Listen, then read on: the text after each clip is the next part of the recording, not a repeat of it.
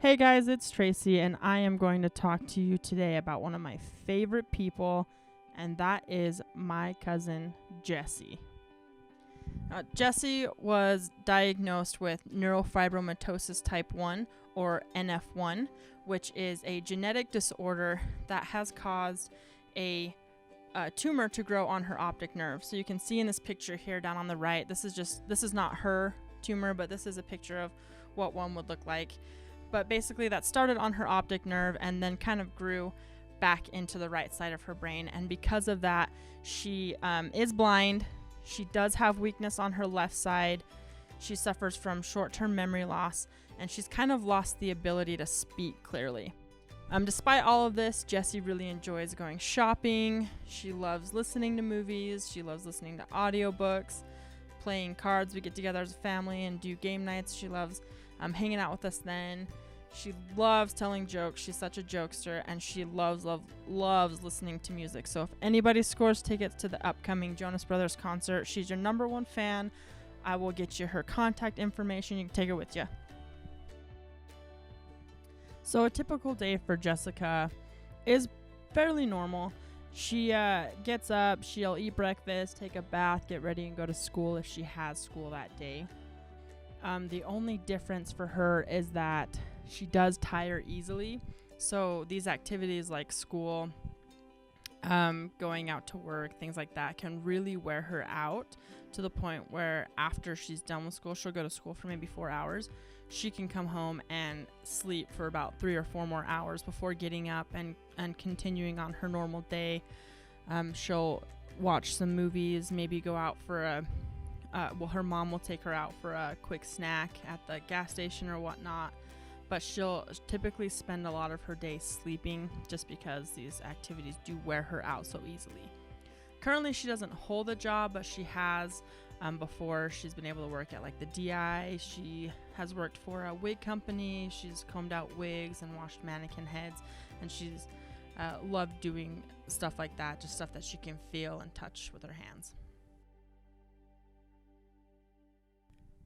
Besides the blindness and the weakness, short-term memory loss that Jessica deals with, some of the challenges that she's found in technology are, as all of us kind of strive to push forward in technology, especially with communications and phones, with our smartphones. Jessie can't have a smartphone. She doesn't really have the ability to use any of the talk to text. It's a little hard for the devices to understand her speech, and because they all do have a flat screen, it's a little harder for her to feel what she can't feel at all what buttons she's touching. She's just touching a flat screen. So Jessica really relies heavily on touch, and so she kind of misses out on some of these opportunities with the technology advancing. Another thing is she loves being out with her family and involved in all those kind of activities, but because she tires so easily, as you can see in this picture here on the left, they all went out hiking recently, but she was confined to a wheelchair because she just gets so tired so quick. Some of the assistive technologies that Jessie has been able to use have been obviously Braille. They have Braille keyboards for them to use at school, but because of her short-term memory loss, it can be hard for her to recall some of the stuff that she has learned. One thing that she has been able to kind of keep a grasp on is, like I mentioned earlier, she loves playing games with the family. We do game nights, and she has some Braille cards that she's able to use and be involved with a lot of those activities. Another thing is her Victor reader. There's one pictured here on the right side, but this is almost like a recorder, and it's got a little memory card, and she's able to download audiobooks, podcasts, and music onto it, and then pop that in there, and she's able to navigate through it with the lifted touch buttons there, and it speaks back to her as far as the navigation menu goes. So she's able to use that independently, which really helps her to be a little bit more empowered that way. She doesn't need the assistance from a family member at all.